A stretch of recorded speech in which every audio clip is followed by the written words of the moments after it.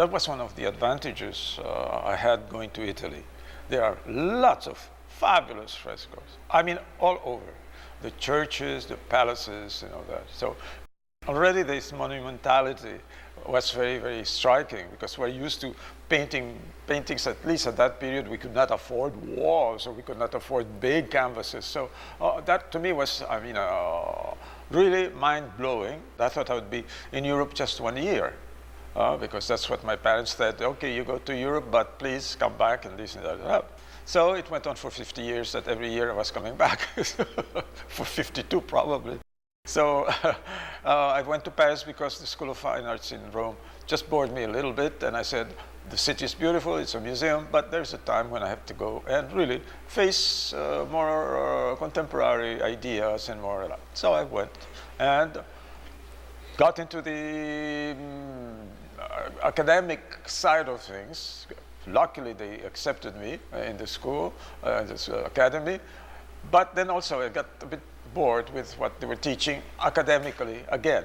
So I was looking for something, and luckily there was a fresco studio in the school, because you need a lot of space and a lot of this. So I went there, and the professor was very kind, and he accepted me in his class. And well, I started there, and I just found it fabulous. And it was totally a different approach, again, from what you do with an easel and a thing you can carry around. Then there are other considerations, which were, of course, scale. Of course, you can make smaller frescoes too, but generally it's for monumental things.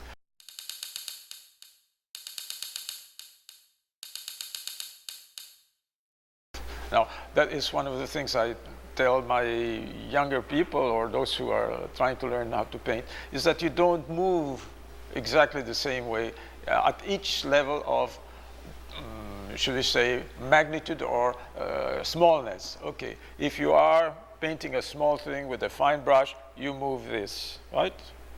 If you are painting a bigger surface with a bigger brush, you do this. And if it's a bigger one, you do with your elbow. See?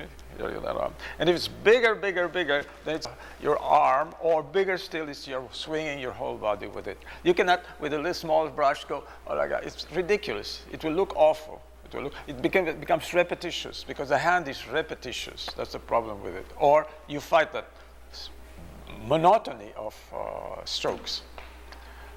So that also is a very wonderful lesson for the theater and for other big projects.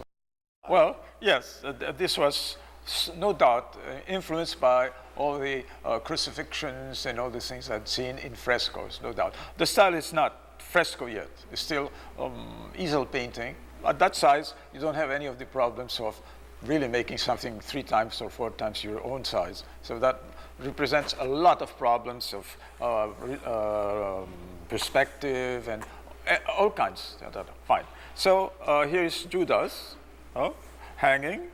That's why the feet are so prominent, to show they're not standing on ground. And here's his bag of money that he had received. I don't know how much it was.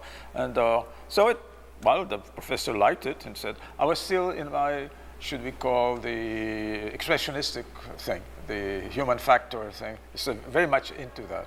So, and then slowly it went, when I, of course, this was transferred on to my etchings and drawings, like that.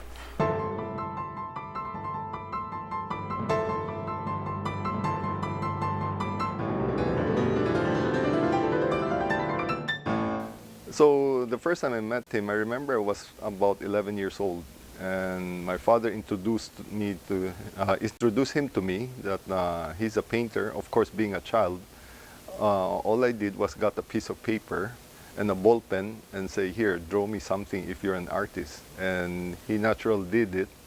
And time went on.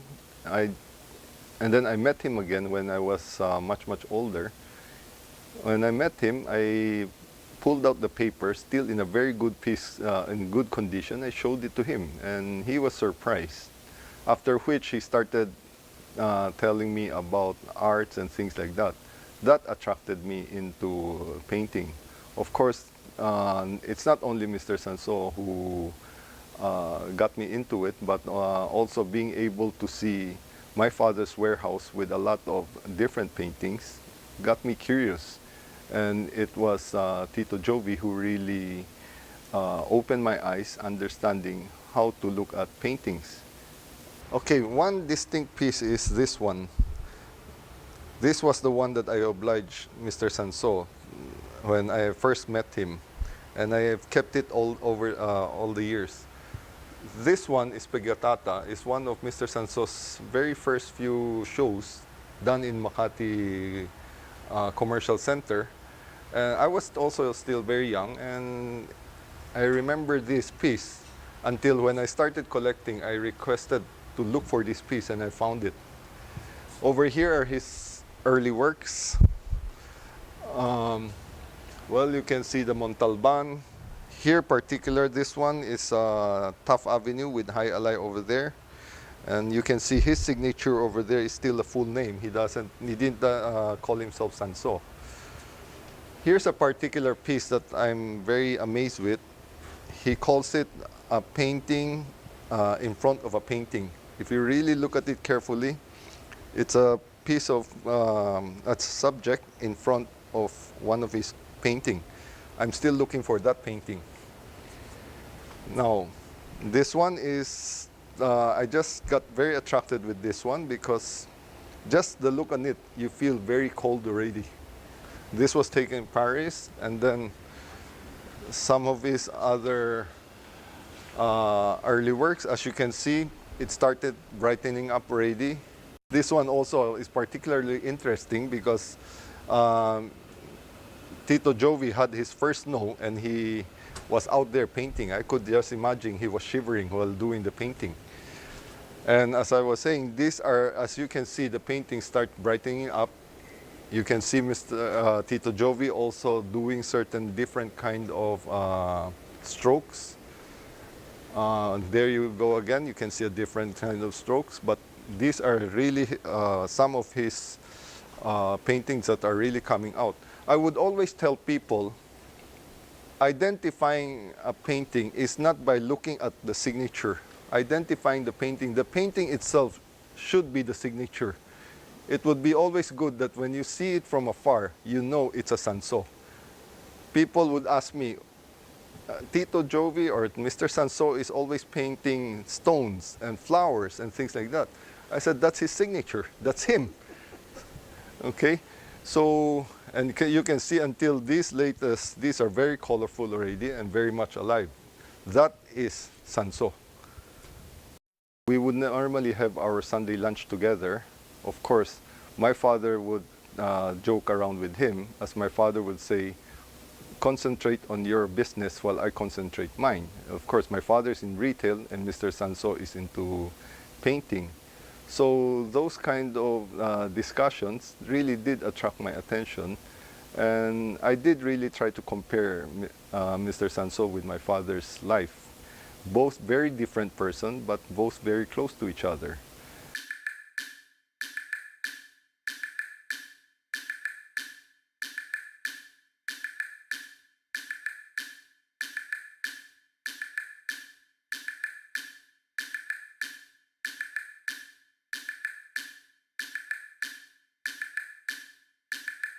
One day I was watching my father doing a speech in graduation, and he called Mall of Asia Complex as the project or his largest project.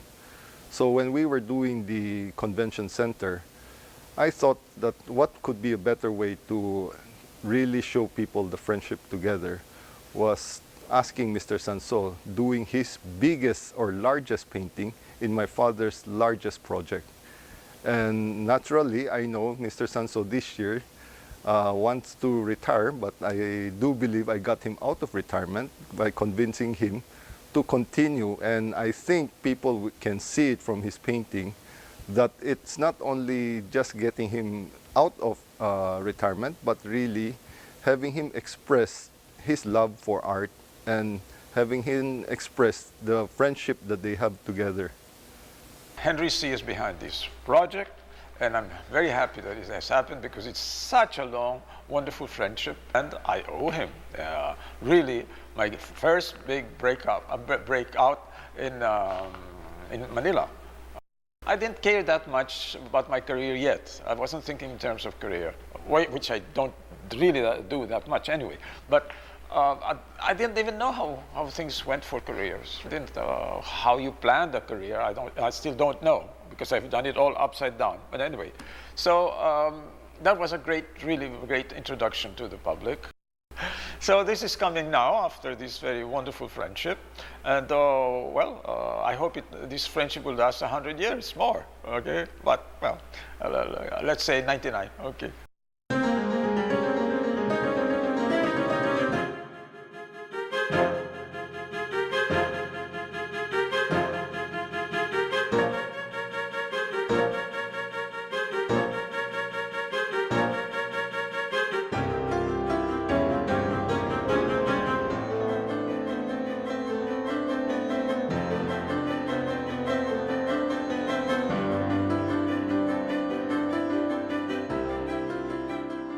He has more or less evolved his own personal style. You know? Of course, he's so well traveled. You know? He gets out of the country, goes to Europe, to States. But somehow his what they call it, genre or his body of work, no, are so parang interrelated. No? They're rather consistent. No? Of course, they vary through the years. No? And he's one, I think, who doesn't repeat his work. He keeps on inventing, reinventing. The first time I saw Sanso, I was really very impressed because he had a show at the Luz Gallery. This is still in Padre Faura, this early 60s, I think.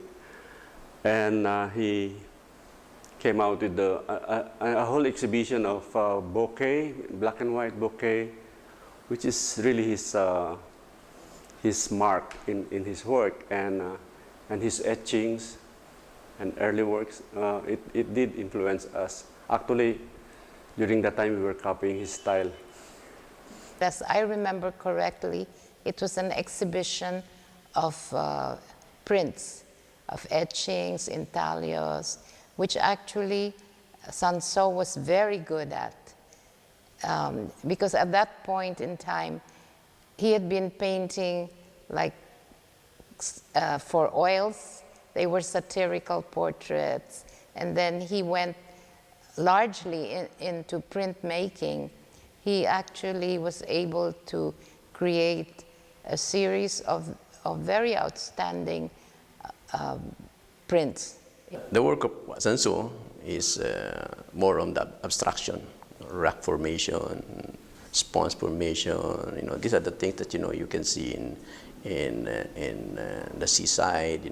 But form into a different artistic way.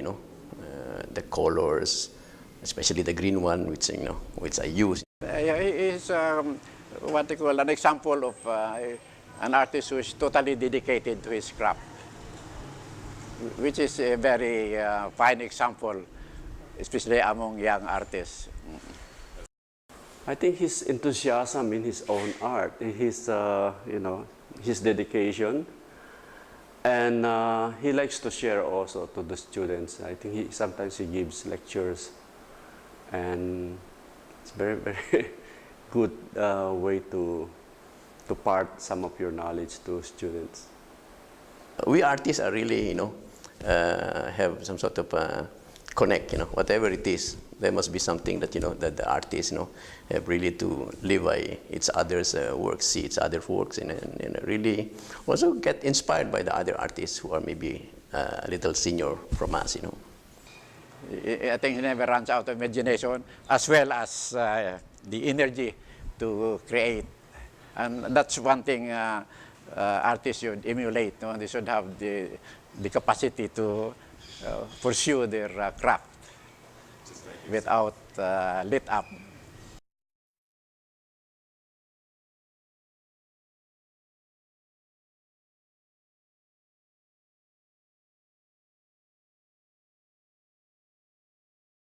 That's how it started.